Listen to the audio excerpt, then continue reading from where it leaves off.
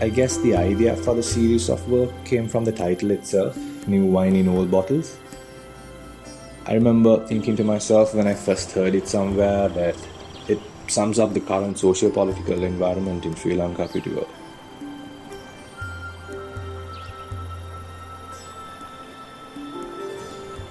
In terms of how the saying goes, the original scripture says new wine in old wineskin.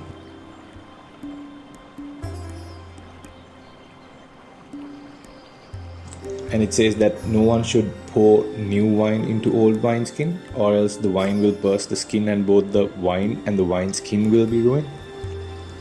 Then there's the proverb, old wine in new bottles,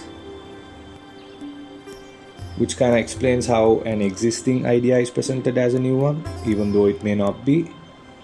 And again, I feel that this represents the whole situation in Sri Lanka as well. And finally, there's the inverted new wine in old bottles, which is also what I've used as the title for the exhibit. And how I would interpret this would be in terms of the aging process of wine, where over time, the longer the wine is aged, the higher value it gains, right? But here, when new wine is poured into old wine bottles, it's just the presentation that's there. It's more like the facade, when in reality it's just new wine, which is sort of deceitful and manipulative. And I feel like this is something that keeps repeating itself over and over again here in Sri Lanka, especially with the Sinhala Buddhist nationalist drive, which tries to foster an ethno-religious identity and create further division between citizens.